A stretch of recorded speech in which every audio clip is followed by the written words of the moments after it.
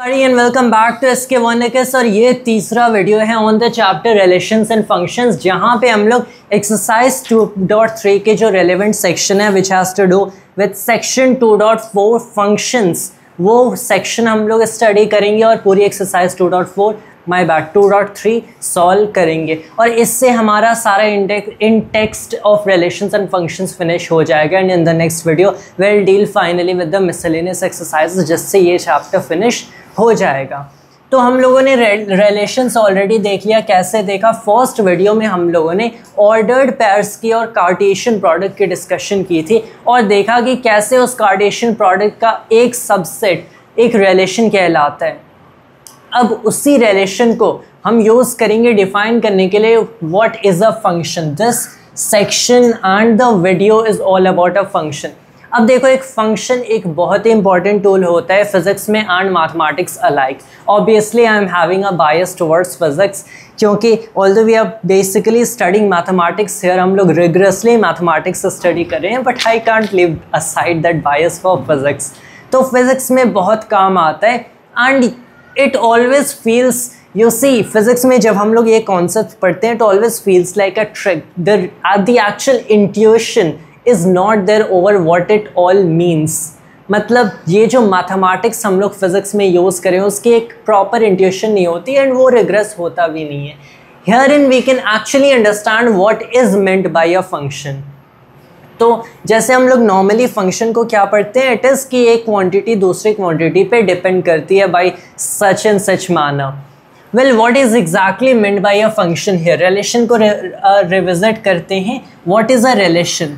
अगर आपके पास एक सेट ए है एंड फिर एक सेट बी है, तो मैं इनका एक कार्टेशियन प्रोडक्ट डिफाइन कर सकता हूँ A cross B as the set of all ordered pairs with first elements from A and second elements from B. And उस कार्टेशियन प्रोडक्ट का एक पर्टिकुलर सबसेट मैं डिफाइन कर सकता हूँ एक relation from the set A to set B. अब देखो, हर वो रिलेशन जिसमें हमारे ये जो ऑर्डर्ड पेयर्स इन्वॉल्व हैं, मान लो इसका फर्स्ट एलिमेंट है ए जो कि सेट ए से सेलेक्ट हो रहा है, सेकंड एलिमेंट है बी जो कि सेट बी से सेलेक्ट हो रहा है। अगर कोई ऐसा रिलेशन है जहाँ पे हर ऑर्डर्ड पेयर के इज सच दैट ए, अगर यहाँ पे आपके पास एक ऑर्डर्ड पेयर में ए है, so here there will be इसकी एक यूनिक इमेज बी। और आपके पास इस रिलेशन में कोई ऐसा ऑर्डर्ड पेयर नहीं होगा जहाँ पे आपके पास ए और सी हो जाएगा, where B does not equal C. अगर कोई पर्टिकुलर एलिमेंट है इस ऑर्डर्ड पेयर में, दिस फर्स्ट एलिमेंट, तो उसकी एक यूनिक इमेज होगी, उसकी दो इमेजेस नहीं होंगी, there is only one image of that. तो ऐसा एक relation is basically a function. That's what is meant by a function. Let me explain it better. मान लो मैं एक रिलेशन डिफाइन करता हूँ समथिंग लाइक 1 1 1 2 1 3। तो ये मैंने एक रिलेशन डिफाइन किया है रोस्टर फॉर्म में। तो देखो, यहाँ पे हमारे पास ये जो एलिमेंट है, ये रिलेशन एक सेट मान लो हम लोगों ने ए से डिफाइन कर दिया है विच इज़ 1, और इसमें और भी सर्टेनली एलिमेंट्स हो सकते हैं बट 1 से काम चल सकता है, और एक सेट बी है एंड यहाँ पे हो गया ये 1 2 3। तो ये तो जो हमारा रिलेशन है, this is straight up the Cartesian product of A and B. It doesn't matter. What is basically being said here is कि अगर आप इस एलिमेंट 1 को देख रहे हो तो इसके 3 अलग अलग इमेजेस हैं इन दिस रिलेशन। इसकी एक इमेज यहाँ पे 1 भी है, इसकी एक इमेज यहाँ पे 2 भी है, इसकी एक इमेज यहाँ पे 3 भी है। लेकिन अगर आपके पास कोई ऐसा रिलेशन हो जहाँ पे 1 की एक यूनिक इमेज हो, या फिर हर एक एलिमेंट की, हर एक फर्स्ट एलिमेंट की एक यूनिक इमेज हो, जैसे 1 की यहाँ पे एक यूनिक इमेज 1 है, फिर कोई दूसरा ऑर्डर्ड पेयर नहीं है जहाँ पे फर्स्ट एलिमेंट 1 हो और वहाँ पे कोई और इसकी आपको इमेज दिख जाए। यहाँ पे 2 है तो इसकी एक यूनिक इमेज 2 है, कोई दूसरा ऐसा ऑर्डर्ड पेयर नहीं है जहाँ पे आपको इसकी कोई दूसरी इमेज दिख जाए। फिर ये 3 है तो इसकी 3, and this necessarily does not mean to be in that sequence. ये कोई भी यहाँ पे ऐसा कर सकते हो, यहाँ पे 1 5 हो गया, यहाँ पे 2 7 हो गया, यहाँ पे 3 19 हो गया। मान लो ये कोई एक रिलेशन है जो कि मैंने रोस्टर फॉर्म में लिखा है। तो 1 की आपको एक यूनिक इमेज 5 दिख रही है एंड ऐसा कोई दूसरा ऑर्डर्ड पैर नहीं है जहाँ पे 1 6 लिखा हो, फॉर इंस्टेंस जहाँ पे 1 6 लिखा हो ऐसा होगा, so it is not a function.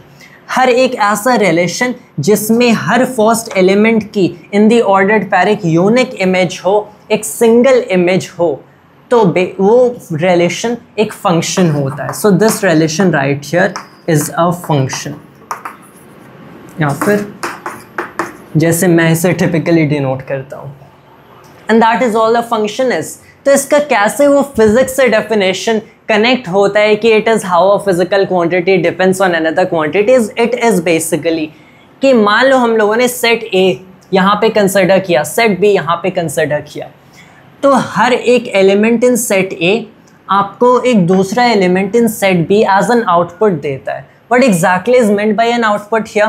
कि अगर मैंने एक फंक्शन f डिफाइन किया जिसे ऐसे डिनोट करते हैं from set a to set b, function f from set a to set b का मतलब ये है कि आपने एक रिलेशन डिफाइन किया है और ये रिलेशन ऐसी है कि हर first element will give you a unique image in set B. Every element in set A has a unique image in set B. So that is a function right here.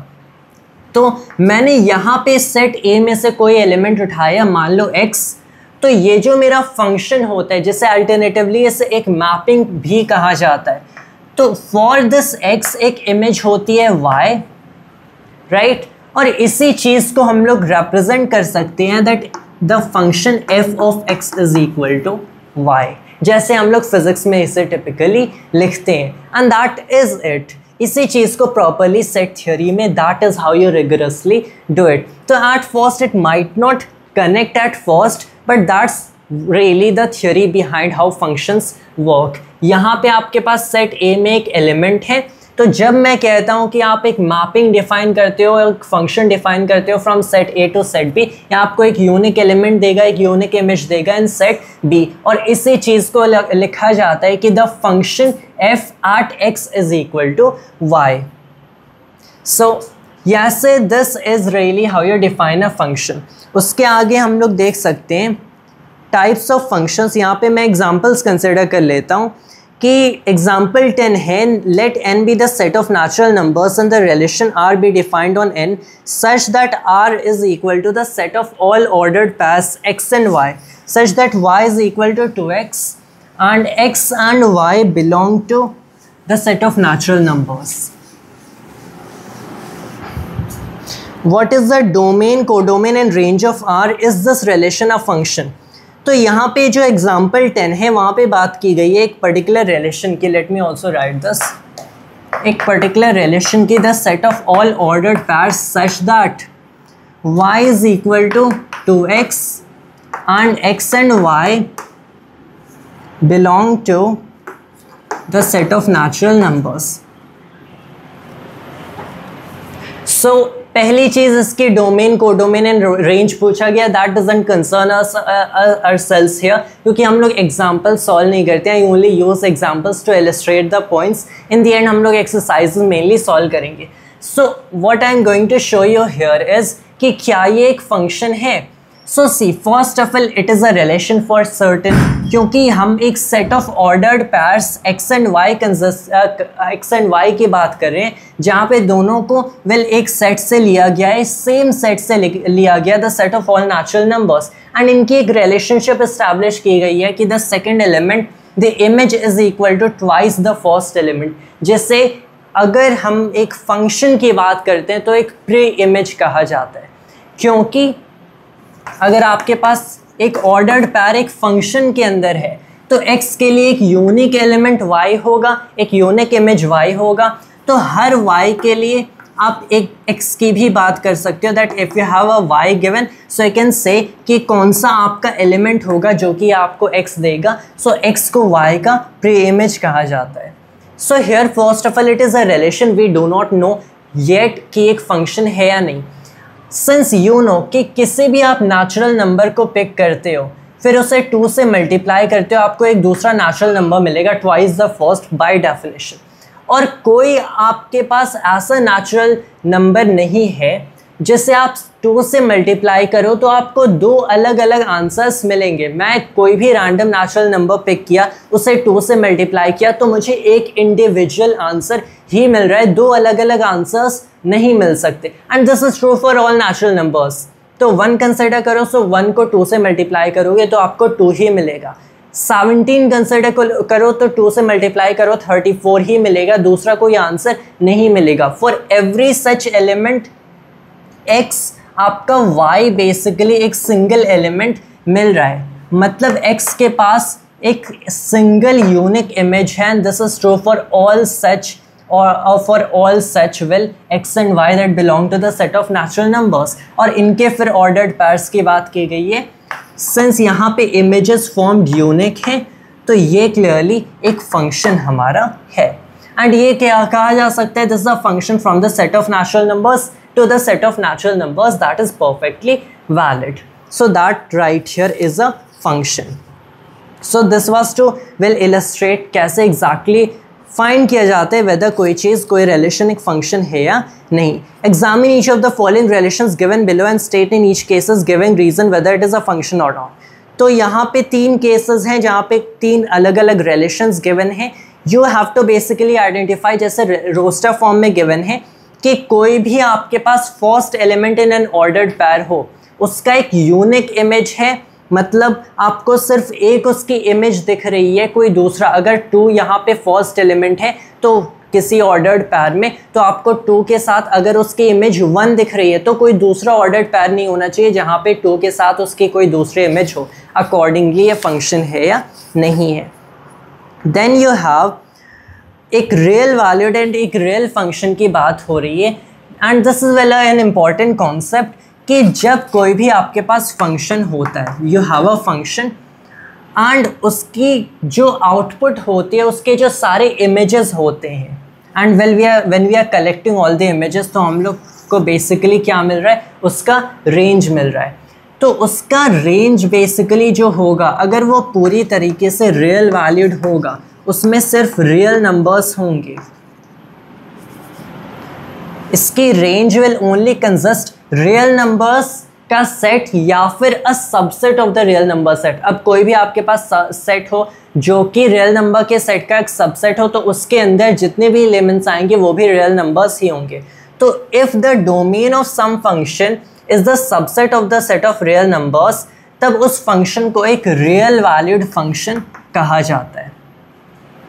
And इसके साथ, this is not the domain, range, उसके साथ अगर उस function का जो domain है जहाँ से इसे मैप किया जा रहा है, this is A, this is B, उसका डोमेन के अंदर भी ये जो सारे एलिमेंट्स हैं, these belong to some set which is the subset of a real number set. तो if this is also entirely real valued, तब इस फंक्शन को पूरी तरीके से एक रियल फंक्शन कहा जाता है। Keep the distinction in mind. हो सकता है फंक्शन इटसेल्फ रियल ना हो लेकिन रियल वैल्यूड हो, which basically means real valued only means कि इसका जो रेंज होगा, this will be some subset of the real number set. Function real valued function completely एक रियल फंक्शन कहलाया जाता है इन केस कि इसका जो डोमेन है that is also subset of the real number set, and इसकी जो रेंज है that is also the subset of the real number set. Codomain की बात करें, so codomain basically does not concern ourselves here as a whole, सिर्फ उसका जो specific subset range होता है दैट कंसर्न्स अवरसेल्व्स। क्यों? क्योंकि कोडोमेन में ऐसे एलिमेंट्स हो सकते हैं जहाँ पे ये फंक्शन मैप करेगा ही नहीं, which is well by definition, इसलिए हम लोग रेंज कंसिडर करते हैं the set of all the images और जहाँ पे ये फंक्शन मैप करेगा। So the codomain as a whole does not concern ourself here. Codomain हम लोग कोई भी उससे बड़ा सेट कंसिडर कर सकते हैं, the set of complex number for that matter, लेकिन it is actually the range that concerns ourselves here. तो यहाँ पे हम लोगों ने फंक्शंस के डेफिनेशन की बात कर ली है। एक एग्जांपल 12 है, for instance let n be the set of natural numbers, define a real valued function f from n to n by f of x equals to x plus 1 using the definition, complete the table given below। तो यहाँ पे n को set of natural numbers कहा गया है। एक real valued function define करो from the set of natural numbers to the set of natural numbers which is basically nothing but एक relation from n to n, लेकिन यहाँ पे हर एक इमेज, किसी भी एलिमेंट की हर एक इमेज यूनिक होगी, and that is f from n to n and by f of x equals to x plus 1। तो जब लिखा जा रहा है f of x equals to x plus 1, इसका बेसिकली यही मतलब है कि x which belongs to again the set of natural numbers, ये डोमेन में बिलोंग करता है। So when you write f of x and the x is in brackets, इसका बेसिकली यही मतलब है कि डोमेन में ये जो एलिमेंट है, ये फंक्शन इसे कहाँ पे मैप करता है, इससे आज दिस मैप करता है 2x प्लस 1, और ये 2x प्लस 1 इसकी रेंज में बिलोंग करता है। This 2x plus 1 is the image of x। तो अगर मान लो मैंने x इक्वल्स 2 कंसिडर कर लिया, तो यहाँ पे मैंने x को यहाँ पे 2 रखा, दिस इज 5। इसका बेसिकली मतलब है कि ये फंक्शन कुछ एक ऐसा फंक्शन है कि इसकी जो इमेज होगी, 2 की इमेज होगी, ये 5 बन जाएगी। That is meant by a function f of x equals 2x plus 1। 2x plus 1 is the image of x। So उसके बाद we can now finally consider some functions and the graphs, and यहाँ पे कुछ individual functions की बात की जा रही है। First of all I will pause the video and rub all of it and then will go on to continue our discussion on functions. Alright, now we are back once again. अब हम लोग यहाँ पे section sub section को देखते हैं 2.4.1 सम functions and there graphs. तो पहली जो बात की गई है ये आइडेंटिटी फंक्शन की बात की गई है। सो कुछ स्पेसिफिक काफ़ी स्पेशल फंक्शंस हैं, फॉर इंस्टेंस आइडेंटिटी फंक्शन। और ये फंक्शन क्या करता है, ये बेसिकली आपके पास सेट ऑफ रियल नंबर्स से सेट ऑफ रियल नंबर्स पे मैप करेगा, एंड सच दैट अगर आपके पास कोई भी you have the identity function is defined such as this is the set of all x and y such that x equals y, where x and y belong to R। कि अगर आपके पास ordered pairs x and y consider किए जा रहे हैं जिनका set ये फंक्शन f डिफाइन होगा, सो इट बेसिकली इज कि x एंड y को इक्वल होना पड़ेगा for it to be called an identity function. Which means कि अगर मैं इस फंक्शन को एट 2 इवैल्यूएट करता हूँ तो मुझे क्या मिलेगा, 2 मिलेगा। इवैल्यूएट करने का मतलब क्या है, इवैल्यूएट करने का यही मतलब है कि मैं इस 2 की इमेज फाइंड आउट कर रहा हूँ। That is what is meant by evaluating a function at 2। तो 2 की इमेज क्या है, 2 है, मतलब ये फंक्शन 2 को 2 पे मैप करेगा। 5 की इमेज क्या है, 5 है, ये फंक्शन 5 को इस सेट से 5 पे इस सेट तक मैप करेगा। -37 का what is f at -37, it is -37, मतलब यहाँ पे आपके पास सेट ऑफ रियल नंबर्स है, यहाँ पे सेट ऑफ रियल नंबर्स है, तो -37 है यहाँ पे, जो ये फंक्शन इसे -37 पे ही मैप करेगा। That is what is meant by the identity function. ये किसी भी एलिमेंट को कॉरस्पॉन्डिंगली दूसरे सेट में उसी वैल्यू पे मैप कर देता है। एंड इसका ग्राफ कैसे ड्रॉ करते हैं, इसका ग्राफ बेसिकली एक सिंपल, यहाँ पे हम लोग इसका graph is drawn something like this is basically जो हमारे पास डोमेन के सारे एलिमेंट्स होते हैं एंड दिस इज रेंज के सारे एलिमेंट्स होते हैं। इससे x से डिनोट करो, इससे y से डिनोट करो।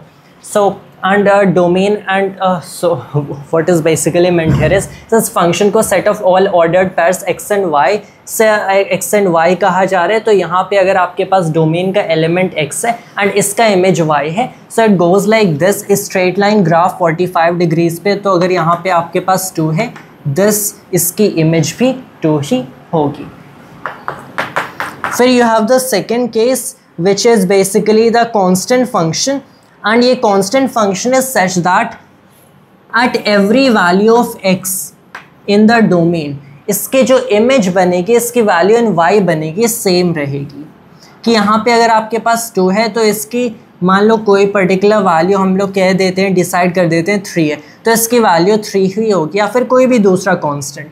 यहाँ पे आप 27 कंसिडर कर रहे हो तो वो भी c ही होगा। यहाँ पे 51 कंसिडर करें तो वो भी c ही होगा। तो एक ऐसा फंक्शन जिसकी जो हर एक वैल्यू इन द डोमेन पे सेम इमेज बनती है, तो that is what you call a constant function. लेकिन द अल्टरनेटिव अगर देखते हो द अदर वे अराउंड, कि at every value of y आपको सेम x मिलता है, so that is not a function at all. At every value of y अगर आपको सेम x मिलता है, which would basically go something like this.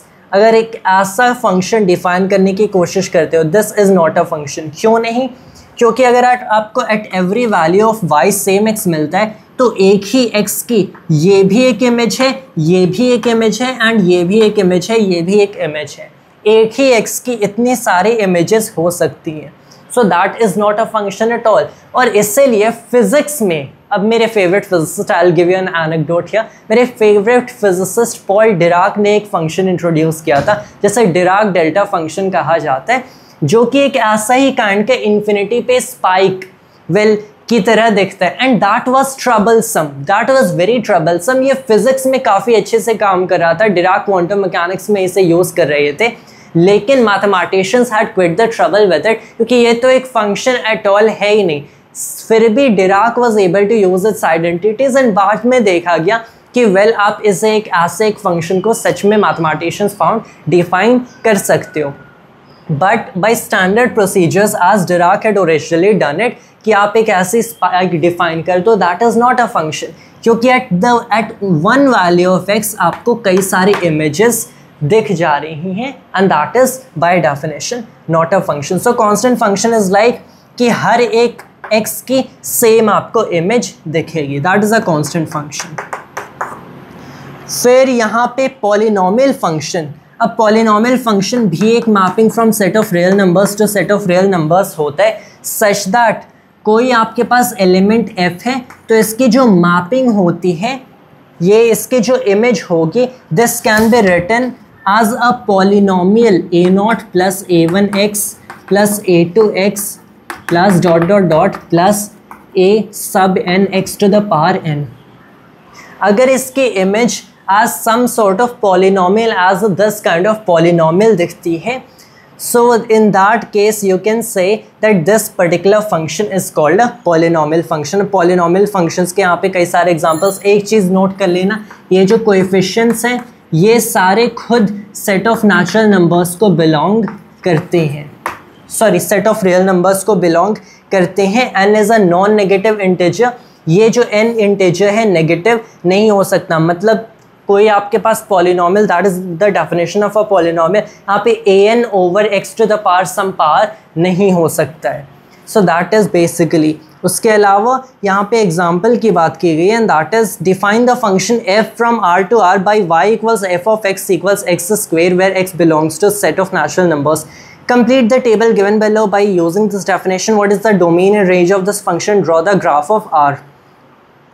तो यहाँ पे एक फंक्शन को from set of real numbers to real numbers define किया गया है by y equals f of x equals x square, x is itself a real number. तो इसका जैसा कि आपको ग्राफ पता है, एक ऐसा हाइपरबोला, नॉट एग्जैक्टली हाइपरबोला, एक ऐसा ग्राफ आपको बनता है। I forgot whether you call it hyperbola not, no you do not.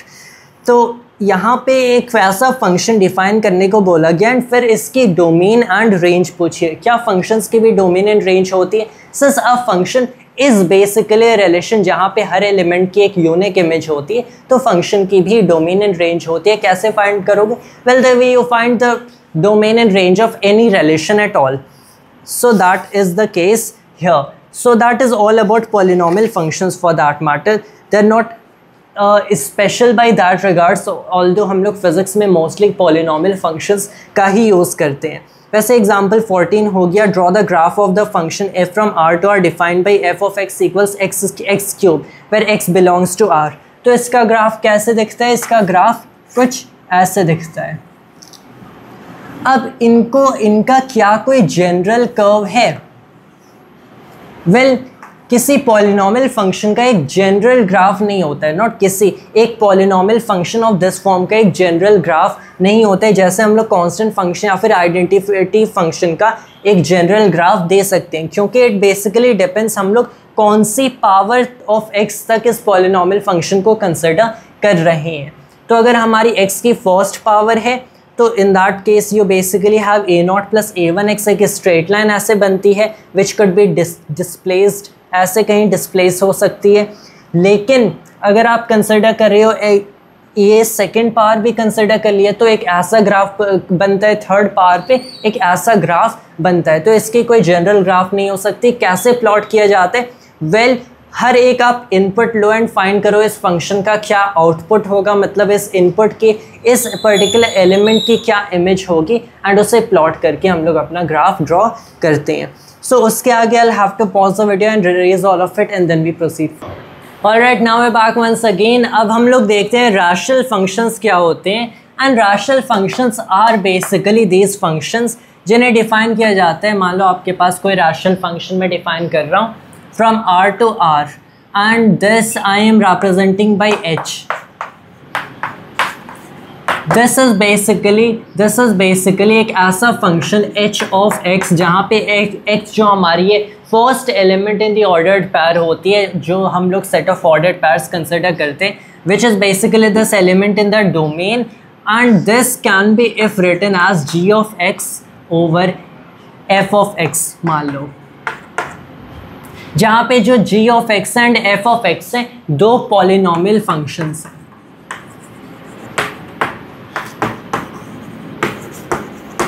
तो अगर कोई फंक्शन आपके पास ऐसा है which is the ratio, not exactly ratio, which is like one polynomial function, and so yeah, that is a ratio, one polynomial function divided by में another polynomial function, तब ये जो आपको ओवरऑल फंक्शन मिलता है ये आपको बेसिकली एक रैशनल फंक्शन मिलता है, that's what you call it.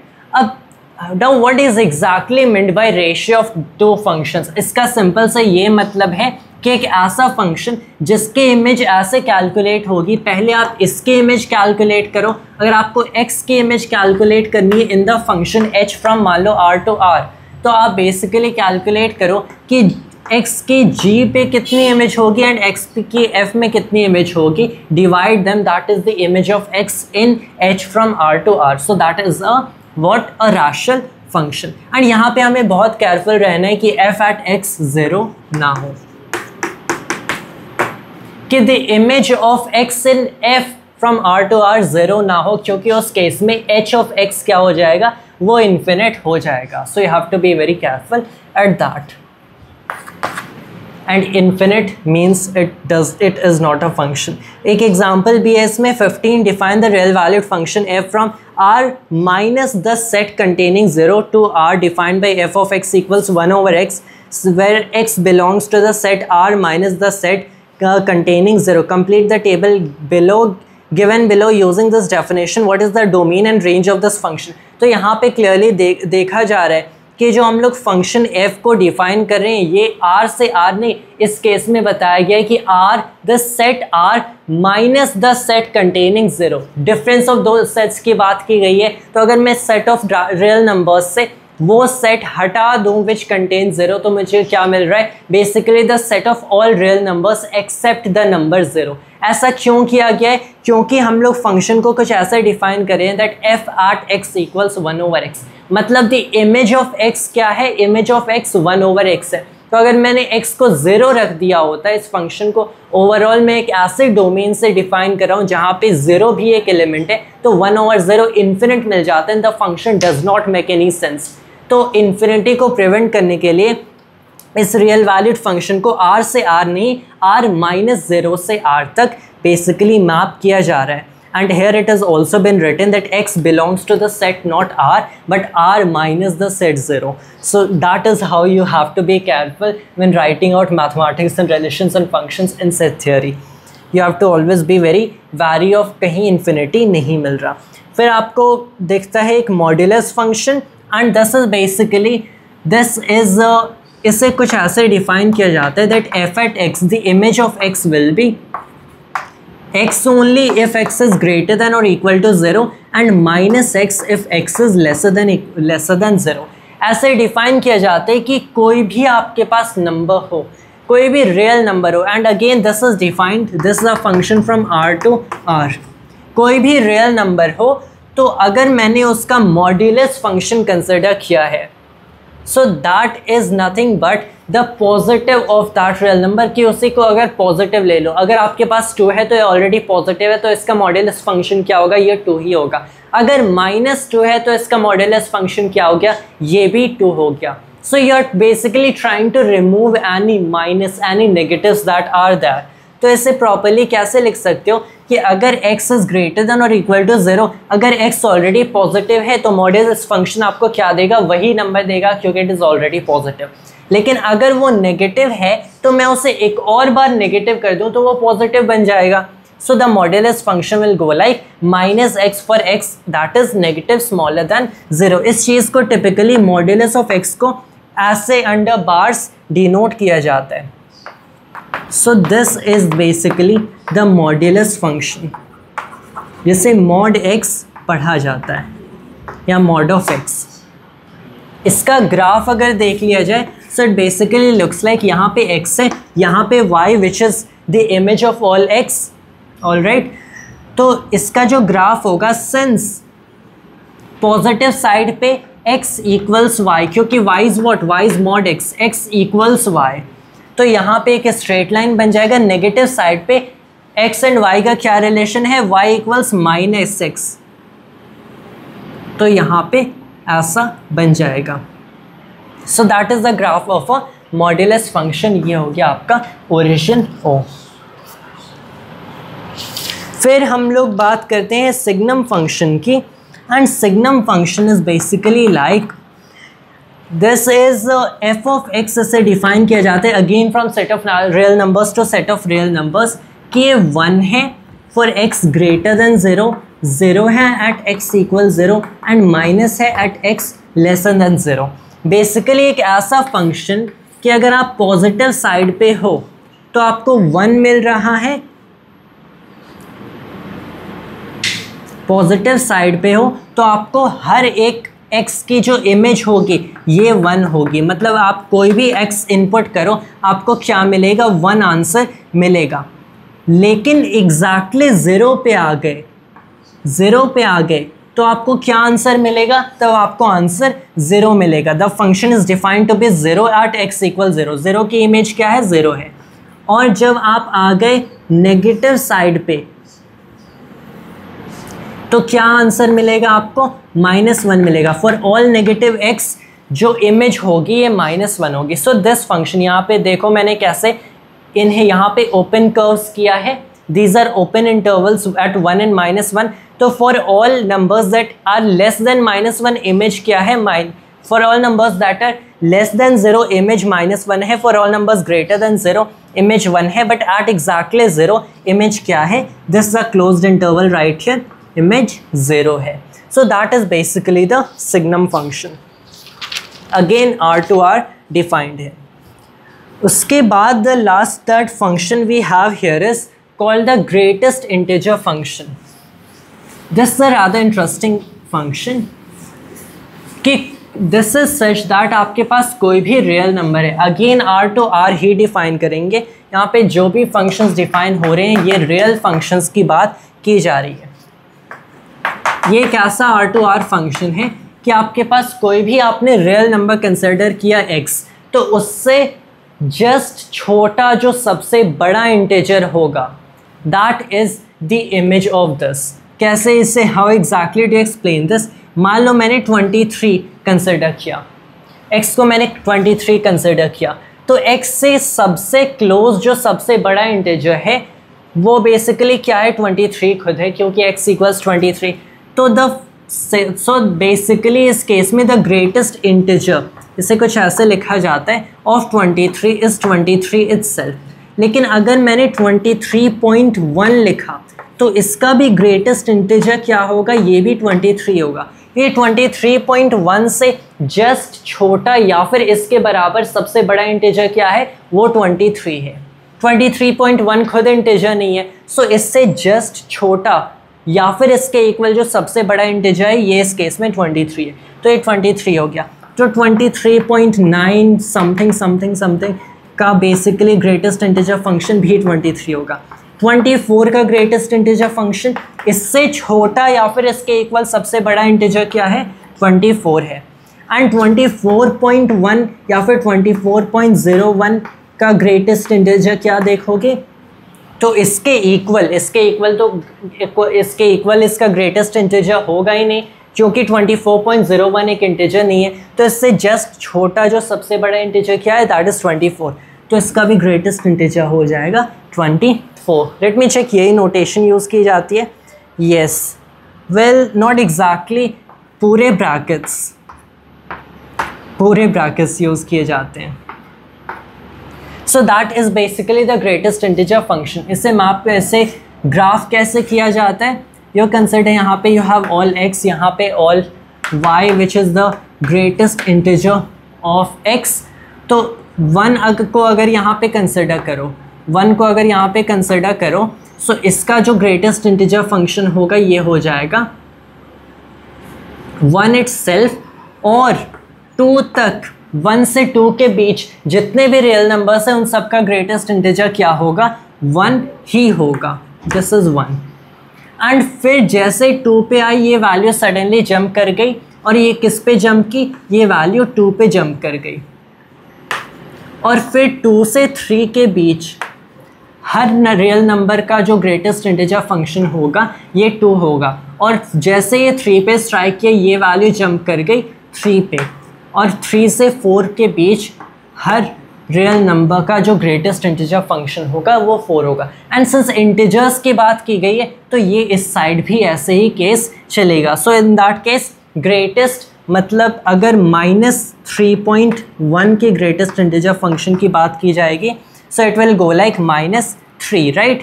तो इस केस में मैंने यहाँ पे कंसिडर किया 1 2 3 -1 -2 -3।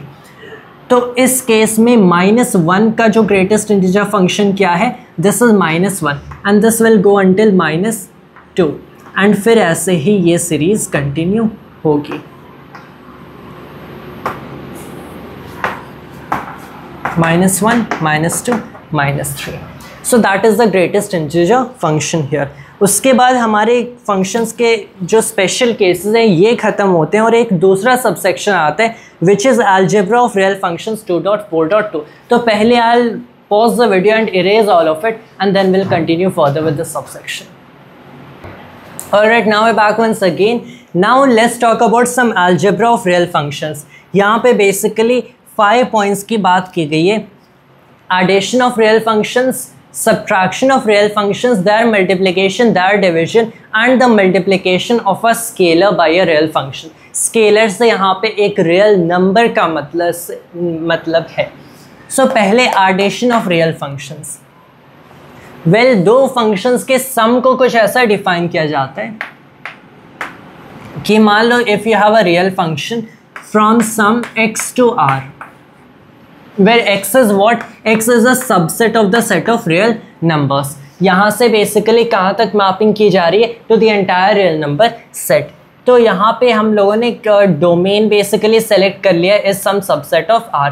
ये यहाँ पे कोई दूसरा y भी दूसरा कोई सेट हो सकता है which is what you call it the subset of the real number set again, but we want restrict our selves very much to that, क्योंकि ऑफन टाइम्स क्या होता है जब हम लोग दो फंक्शंस को ऐड करेंगे तो वहाँ पे अगर हम लोगों ने एक काफ़ी छोटे सेट पे खुद को रेस्ट्रिक्ट कर लिया है, so some subset of R again some हम लोग वाई सेट वाई कंसिडर कर लेते हैं which is some subset of R, and यहाँ पे एक दूसरा फंक्शन हम लोग कंसिडर कर लेंगे एंड उससे मैप किया जा रहा है to z which is again sub subset of r और y अगेन।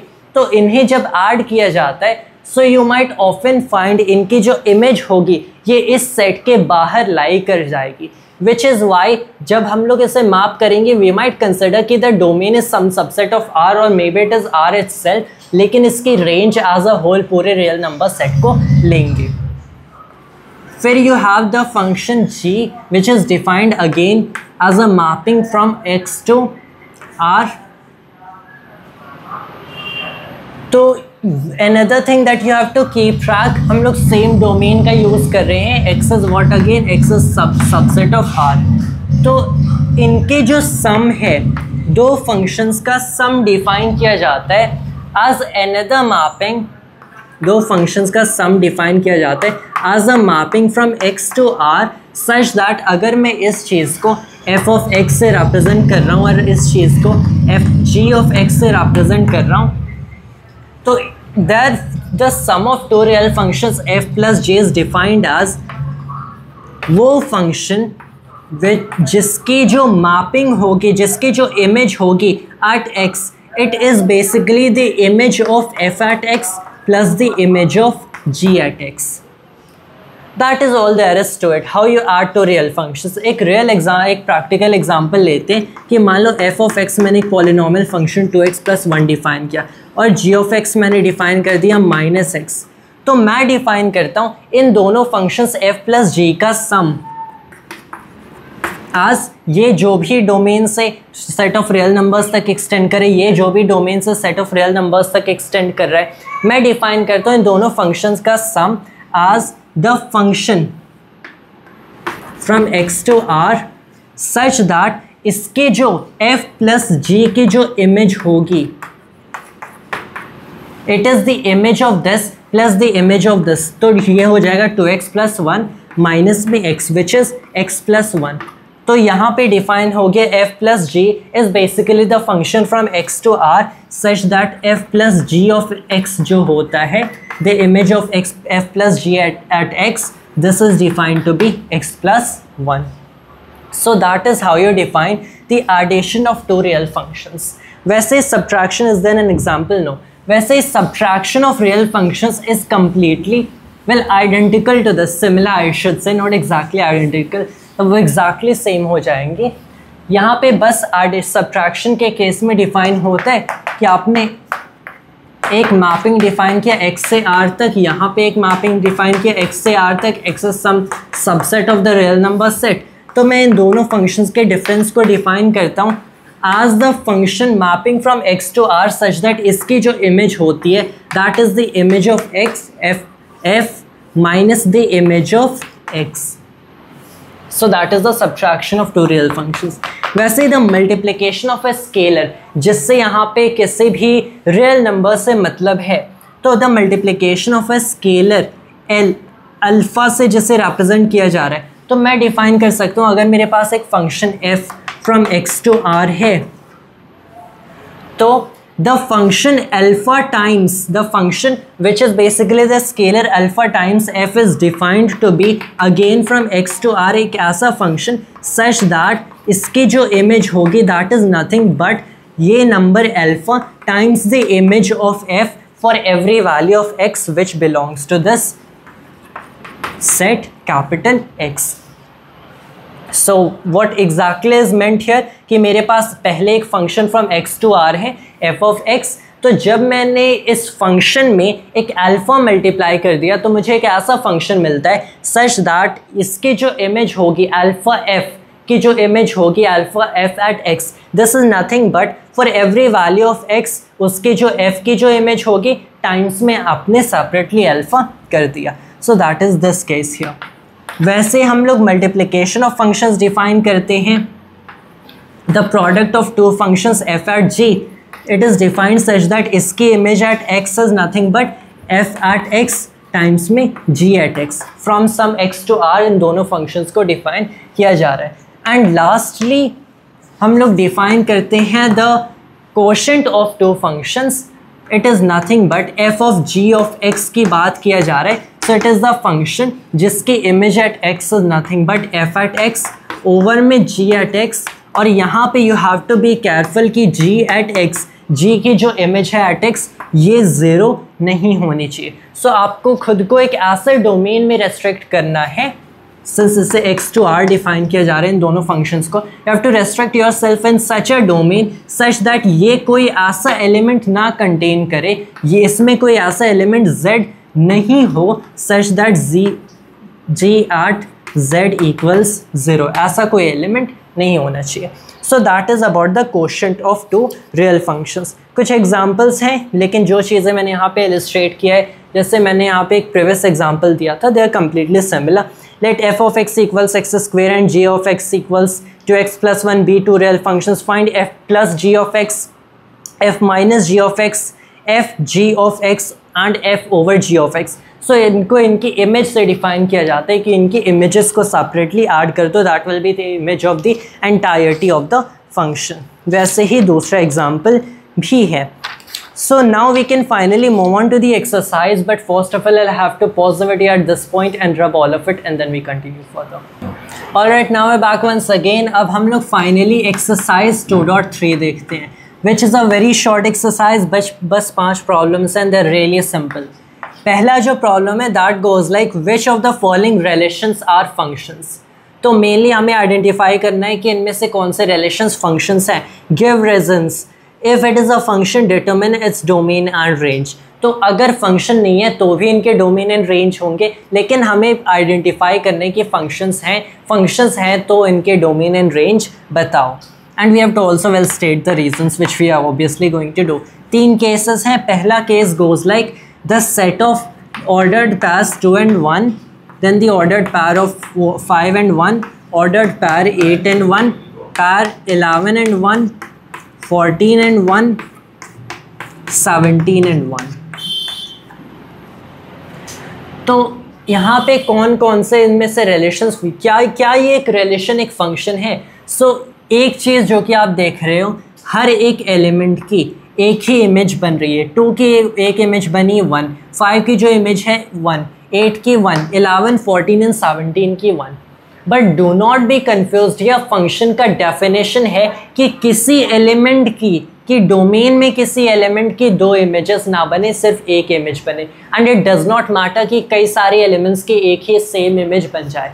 द फंक्शन का डेफिनेशन इज कि डोमेन अगर में जो आपके पास एलिमेंट्स है, जैसे यहाँ पे 2 है तो इसकी सिर्फ एक इमेज बनेगी, इसकी कोई दूसरी इमेज 5 नहीं बनेगी. 2 and 5 का फिर एक ऑर्डर्ड पैर नहीं होगा. एंड 2 की सिर्फ एक इमेज बनी है 1, 5 एंड कोई दूसरा ऑर्डर्ड पैर नहीं है that has 2 with some other element. 5 कोई दूसरा पैर नहीं है जहाँ पे 5 को किसी दूसरे एलिमेंट के साथ रखा गया. 8, 11, 14 एंड 17 हर एक फर्स्ट एलिमेंट की एक ही सेकेंड एलिमेंट इमेज बन रही है. Means this is a function. That is the reason it is a function. इसकी डोमेन एंड रेंज क्या है? Domain is basically the set of all first elements in the function in the relation. So that is 2, 5, 8, 11, 14, 17.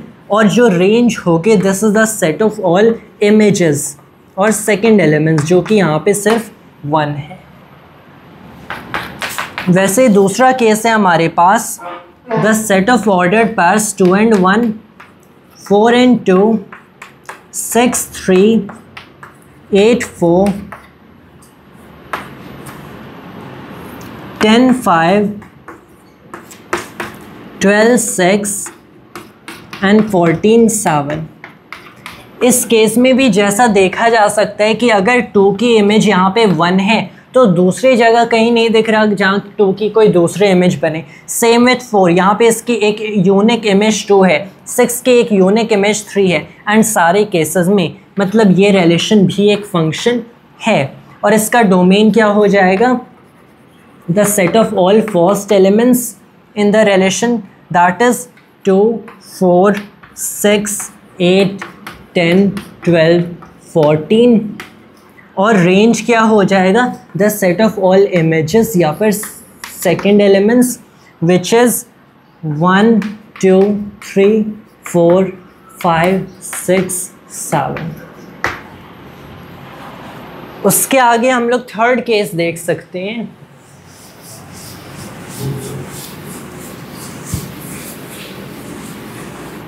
which goes like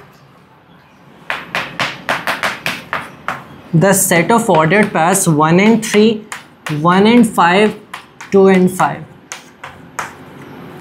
तो यहाँ पे जैसा देखा जा सकता है एक ऑर्डर्ड पैर है जहाँ पे 1 की एक इमेज बनी है 3, लेकिन एक दूसरा ऑर्डर्ड पैर है जहाँ पे 1 की इमेज बनी है 5। तो एक ऑर्डर्ड पैर में 1 की इमेज है 3, दूसरे में है 1 की इमेज 5। तो सिंस एक ही element in this from this set जिससे मैप किया जा रहा है कि दूसरे सेट में इसके 2 इमेजेस हैं, मतलब ये फंक्शन नहीं है, नॉट अ फंक्शन। लेकिन फिर भी इसकी डोमेन एंड रेंज तो होंगी, क्यों? क्योंकि एक रिलेशन तो है, लेकिन हमसे डोमेन एंड रेंज उस केस में पूछा नहीं किया। If it is a function then इसकी डोमेन एंड रेंज बताना है। फिर भी डोमेन एंड रेंज क्या है of this relation, not a function of this relation. The domain is the set of 1 and 2, range is the set of 3 and 5। फिर second problem है find domain and range of the following real functions. पहला क्या है, F of x is minus mod x. तो modulus function का minus कर दिया गया है, मतलब हर एक रियल नंबर के लिए पॉजिटिव या फिर नेगेटिव आपको वही real number with a negative sign दिखेगा, क्योंकि मॉड्यूलस का डेफिनेशन है वही real number with a positive sign. -37 है तो 37 दिखेगा, -53 है तो 53 मिलेगा, लेकिन कोई प्लस नंबर है तो वही प्लस नंबर मिल जाएगा। अगर इसमें माइनस कर दिया गया तो साइन फ्लिप हो गया, मतलब हर एक रियल नंबर के लिए उसका नेगेटिव वर्जन दिखेगा। तो इसका डोमेन एंड रेंज क्या है? सिंस रियल फंक्शन को, इस रियल फंक्शन को कैसे डिफाइन किया जाता है? R to R डिफाइन किया जाता है। तो यहाँ पे इसका जो डोमेन हो जाएगा, पहली चीज़, this the set of all real numbers. हर रियल नंबर के लिए modulus function, negative of modulus function valid होगा, लेकिन इसका जो रेंज होगा R to R, तो यहाँ पे डोमेन तो ये हो गया, लेकिन this is the core domain not the range. इसका जो रेंज हो जाएगा, this will B only the set of all negative real numbers. क्यों?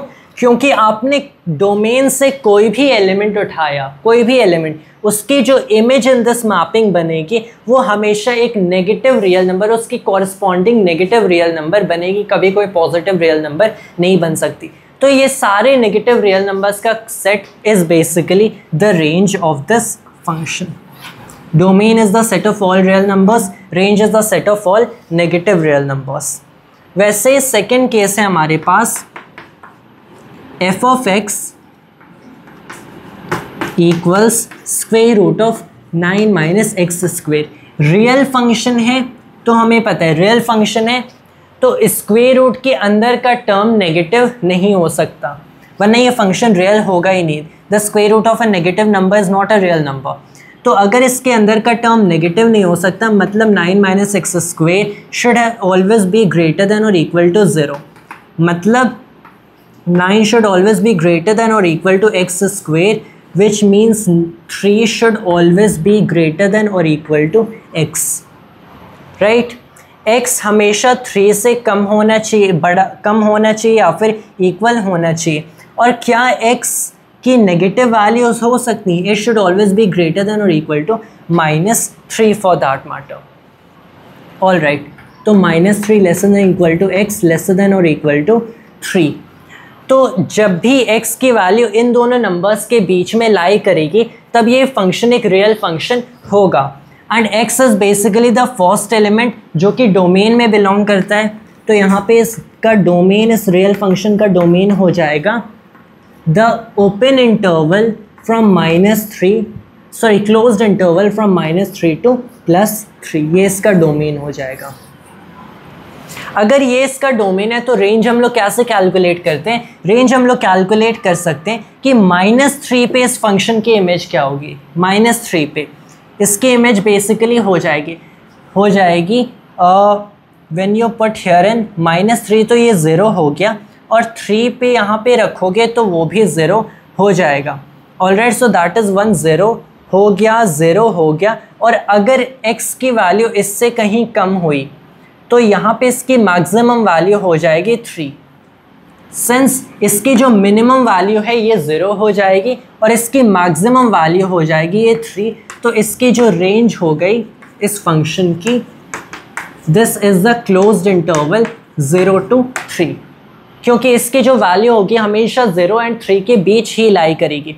जब x इन एक्सट्रीम एंड्स पे होगा -3 या +3, तो यहाँ पे क्या हो जाएगा, इसकी इनकी इमेजेस -n +3 की 0 हो जाएगी, और x कभी भी इन बिटवीन दीज टू होगा, कभी भी इन बिटवीन दीज टू होगा, तो हमें पता है कि x square will be lesser than 9, तो square root of some number lesser than 9 मतलब इसकी जो वैल्यू होगी ये 3 से कम ही होगी, और जब x एग्जैक्टली 0 होगा तो this will be square root of 9 मतलब 3। तो इस केस में जो फंक्शन का रेंज है this is 3। The open interval closed interval between 0 and 3। उसके बाद द थर्ड प्रॉब्लम देखते हैं।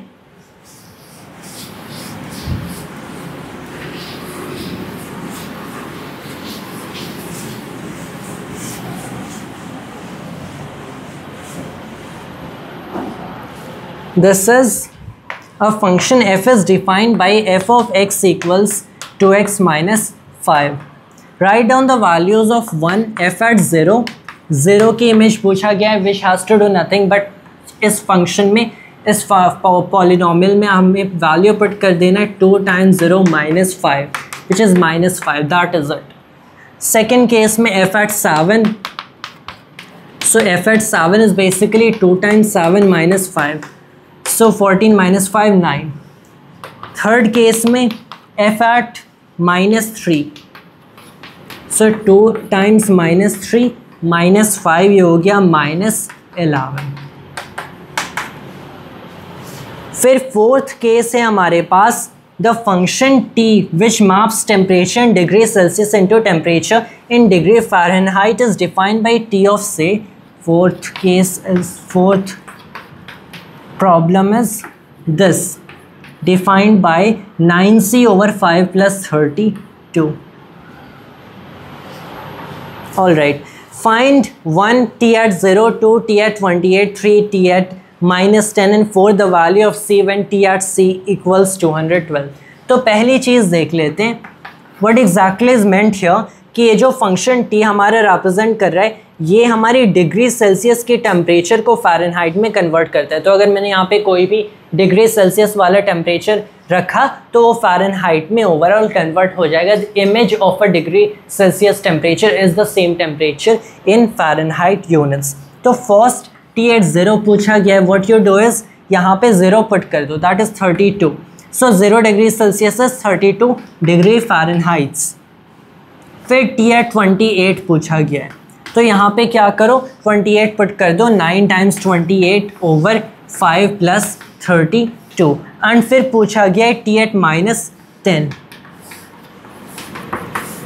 सो 9 times -10/5 + 32 which is -18 + 32 whatever that value be. और fourth the value of c when t at c equals 212. तो this is the value of c when t at c equals 212. t at c 212 बताया गया है which should equal 9c/5 + 32. तो यहाँ पे हो जाएगा 9c over at this point is just algebra plus 32 equals 212, तो 9c/5 हो गया 212 - 32, तो c हो गया 5 times 212 - 32 over 9 whatever this number be. And that's also a fourth problem. And finally हम लोग fifth problem पे आते हैं. Find the range of each of the following functions.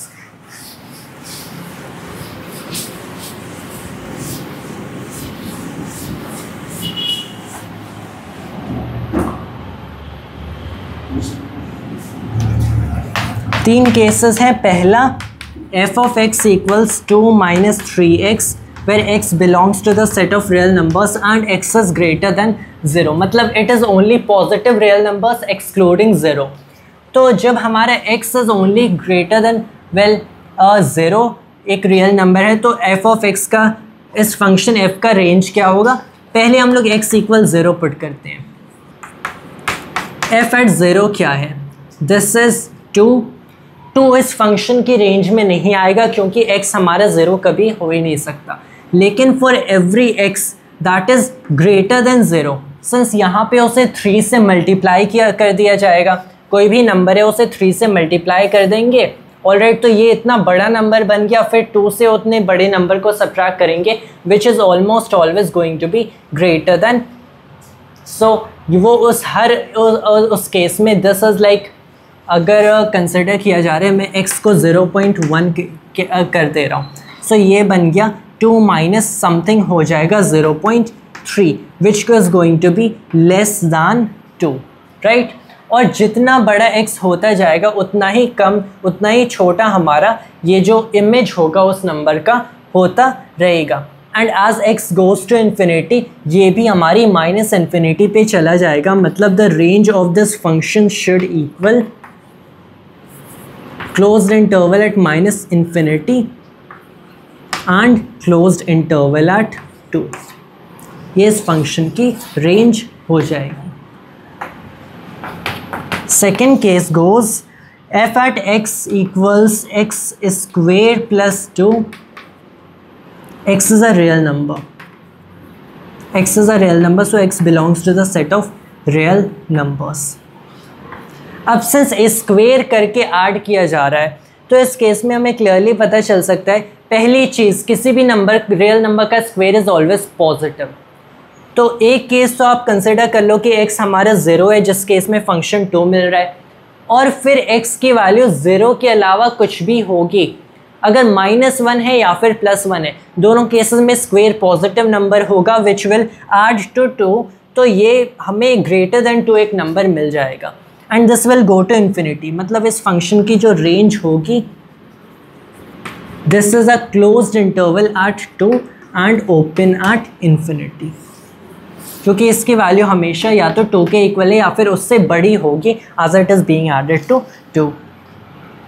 फिर the third case is f of x equals x, मतलब आपने कोई भी x लिया, the function maps it to itself. x belongs to the set of real numbers, तो कोई भी आपके पास 37 है तो फंक्शन इज बेसिकली लाइक ये आपको 37 एज इट्स इमेज देगा, सच फॉर ऑल नंबर्स। तो इसकी जो रेंज हो जाएगी सेम एज द डोमेन होगी, that is the set of real numbers itself. And that's also our fifth problem के तीनों केसेस। एंड ऐसे हमारी एक्सरसाइज 2.3 फाइनली कंप्लीट होती है। उसके अलावा इस चैप्टर में सिर्फ मिसलेनियस एक्सरसाइजेस बाकी हैं जो कि हम लोग नेक्स्ट वीडियो में देखेंगे। That was all for this video of mine and thanks to all your viewers.